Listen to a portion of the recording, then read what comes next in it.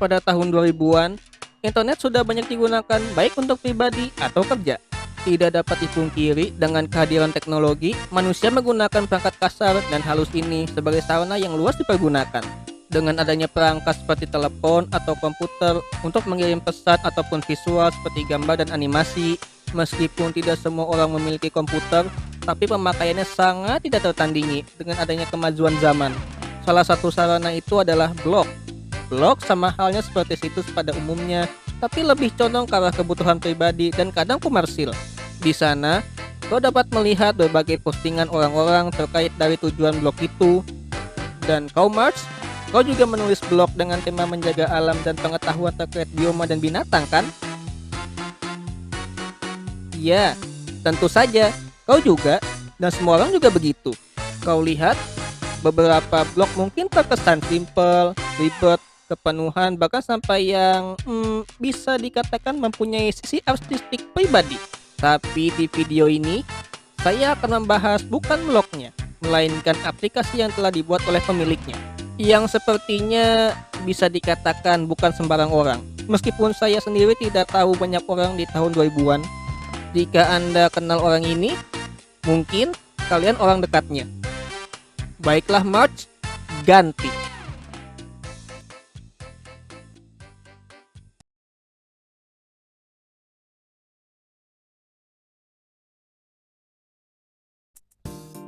Salah satu sebab orang-orang menggunakan blog adalah menulis dan memberikan informasi, baik dari pribadi, opini, keluarga, atau dicopas dan diberitahukan siapa yang menulisnya. Beberapa membuat blog mereka terkesan terlalu pribadi dan terkadang cukup aneh. Lalu, bagaimana dengan salah satu dari sekian blog? Yang satu ini terlihat menarik, In Blue. Ya, kau tidak salah dengar, In Blue, bukan Blue. Blog dari seorang perempuan yang lumayan memiliki prestasi dan jejak karya yang patut tidak bisa diremehkan. Pada tahunnya, Imelda Gunawan namanya, seorang perempuan yang sekiranya masih pada usia 20-an. Jika tebakan saya benar, dia bukan sembarang orang. Dia telah membuat blognya dengan sesuatu yang bisa dibilang cara dia mengekspresikan diri. Bisa dilihat di beberapa halaman blognya.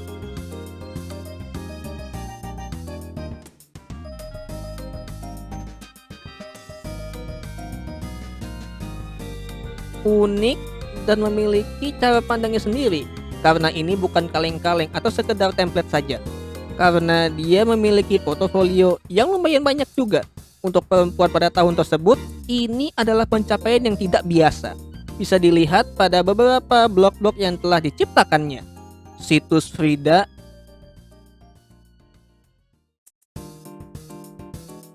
situs Fresh Jean,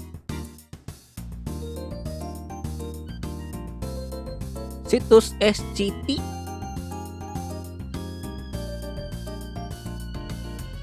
situs Teh 63, situs Hyperintel, situs Balinis,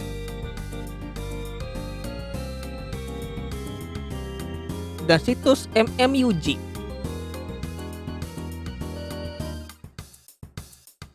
Tidak hanya itu saja, dia bahkan pernah memenangkan penghargaan Bubu Awards pada tahun 2003. Bubu Awards adalah penghargaan yang diselenggarakan setiap tahun bagi para siapa saja baik individu, lembaga, atau perusahaan di bidang digital. Diciptakan oleh salah seorang perempuan hebat bernama Sinta Danuardoyo atau disapa Sinta Bubu. Dan itu tidak main-main loh, lihat saja situsnya ini.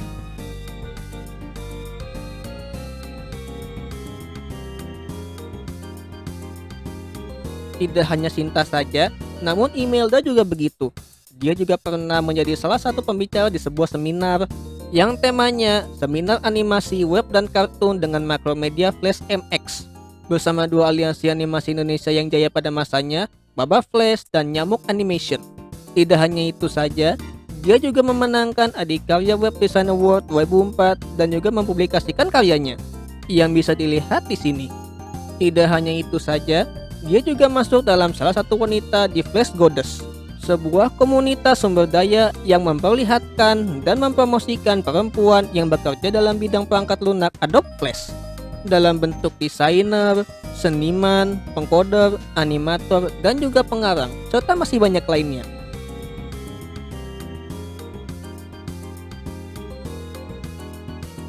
Tidak percaya? Ini dia buktinya. Dan ada apa dengan tatapannya? Tapi belum selesai juga. Ada juga si Andi. Iya. Dan dia seorang animator. Keren. Serta dia juga punya situsnya sendiri yang sangat sayang sekali. Hampir tidak ada yang bisa dikenali atau dicari karya-karyanya.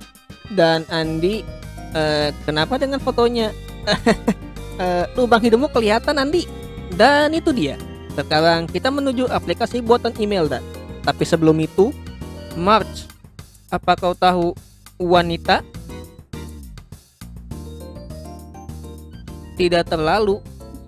Tapi kau bisa memberitahuku terkait ini kan? Benar juga. Harusnya perempuan manusia. Maaf, March. Yap, sepertinya untuk kasus ini saya harus memakai cara lain. Cara yang sedikit tidak rasional, tapi apa boleh buat.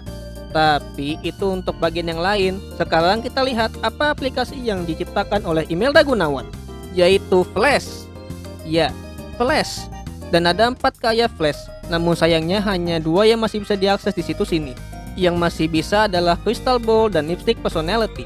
Sementara yang tidak adalah Birth Date Personality dan Personality Numerology. Dan itu adalah 2 aplikasi Flash yang akan dijajal dan dilihat seperti apa bentuknya.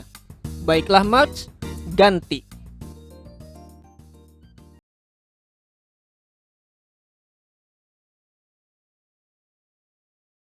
Baiklah, sebelum itu kita tidak bisa menemukan perempuan yang bisa mengatakan sesuatu yang spesifik karena Lipstick Personality terlalu feminin dan spesifik. Jadi untuk mengetahui hal ini, saya butuh data dari kuesioner dan statistik.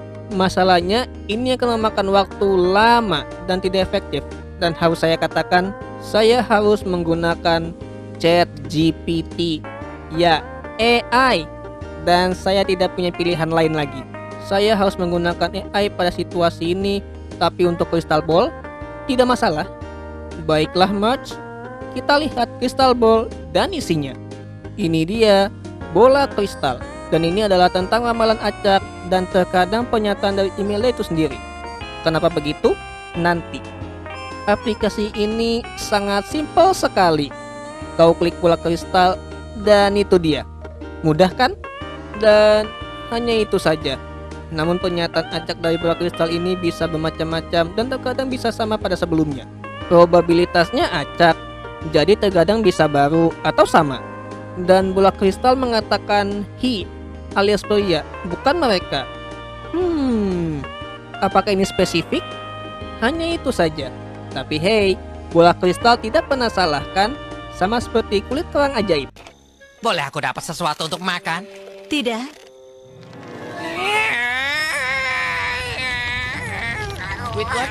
Ya, itu saja. Yang terakhir adalah Lipstick Personality. Dan ini adalah Flash dengan informasi saja. Masalahnya, saya tidak familiar dengan lipstick, apalagi harus mengetahui bentuk dan karakteristik dari penggunanya. Kenapa lipstick tidak berbentuk satu tipe saja? Aku tidak mengerti. Kosmetik, ada-ada saja. Wanita itu cantik hanya dari dalam, itu adalah kebenaran. Tapi dari luar itu subjektif sekali dan menipu. Untuk para wanita, dengan saya berkata seperti itu, jangan gampang bete. Baiklah, di sini ada 8 bentuk lipstick dan setiap lipstick memiliki informasi terkait penggunanya. Dan disitulah kenapa saya butuh ChatGPT untuk menjadi narasumber yang bisa dikatakan 50-50 karena dia mesin. Baik, yang pertama adalah lipstick dengan sudut tajam pada kedua sisi. Di sini dikatakan spiritual, penasaran, pencari perhatian, misterius, ego besar, setia, suka mencari jalan muda, dan cinta kehidupan. Oke, lalu bagaimana jawaban ChatGPT? Kepribadian yang tegas dan berani, perfeksionis, kemandirian, dan penuh energi, namun ada faktor lain seperti kekompleksan manusia. Sepertinya ada kecocokan di sana. Oke.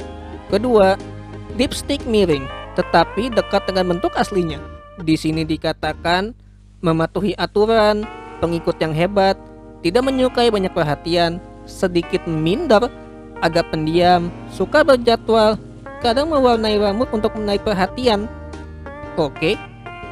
ChatGPT, praktis dan terorganisir, rasional dan berpikir logis, fleksibel tetapi tidak terlalu beresiko, elegan namun sederhana, serta fleksibel dan ada sedikit kreativitas. Lihat itu. Ada banyak kesamaan di sana. Bagus. Ketiga, lipstick dengan sudut tajam tetapi ujung melengkung. Di sini dikatakan kreatif, antusias, energis, banyak bicara, suka perhatian, mudah jatuh cinta, suka membantu, harus membuat jadwal meskipun tidak suka. Lalu ChatGPT, penuh tekad dan berani, fleksibel dan lembut, perhatian terhadap detail dan kepribadian yang seimbang, dan serta bisa beradaptasi. Ada beberapa yang cocok dan tidak. Menarik. Keempat, lipstick dengan bagian atas datar cekung. Di sini dikatakan menjadi detektif hebat, berteman dengan mudah, penasaran, suka berpetualang, penyelidik, kompleks, dan menyenangkan.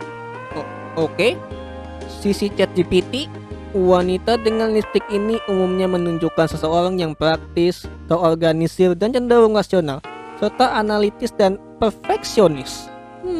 Banyak kesamaan dan korelasi yang cocok. Keren. Kelima, lipstick dengan sudut ujung tajam.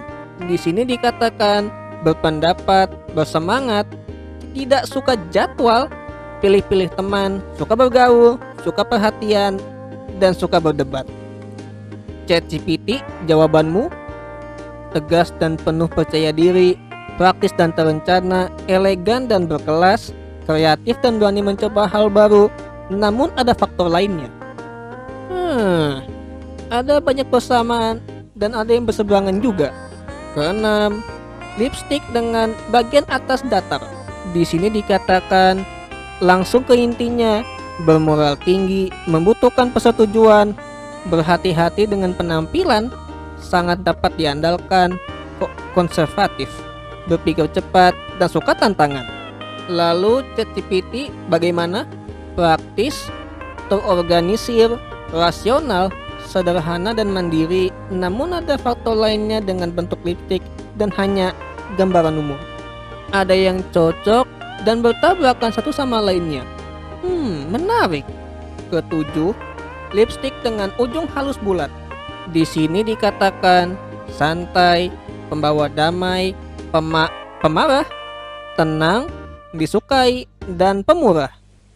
Oke, ada yang aneh di sana.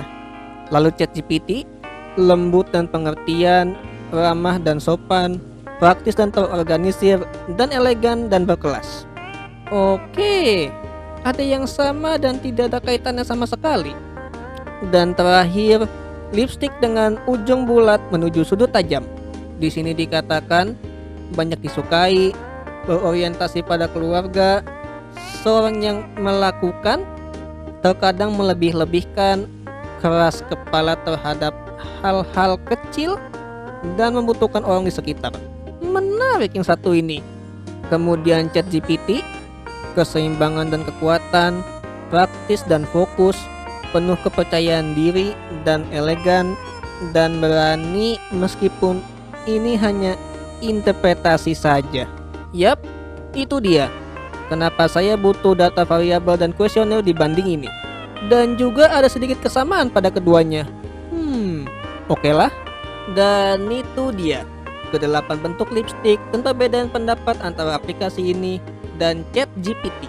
Serta itu dia kedua aplikasi buatan Imelda Gunawan, dan sayang sekali pada dua lainnya yang tidak selamat. Dan kau tahu, aku rasa aku sedikit mengerti tentang wanita. Dan apa itu? Mereka kompleks dan tidak suka satu sama lainnya.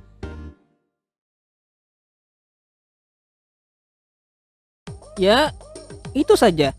Dan hey, jika emailer sendiri melihat video ini atau kerabatnya atau si Andy yaitu dia, bisa tulis di komentar jika berkenan, dan jika ada sesuatu terkait video saya, hubungi di kolom komentar atau email saya. Itu jika ada bagian yang personal atau semacamnya, katakan saja. Nanti saya lakukan sesuatu. Dan itu dia. Selesai sudah. Terima kasih telah menonton dan selalu jadi pribadi yang baik dan berguna di masa sekarang dan masa depan. Terima kasih kembali dan sampai jumpa. Ciao.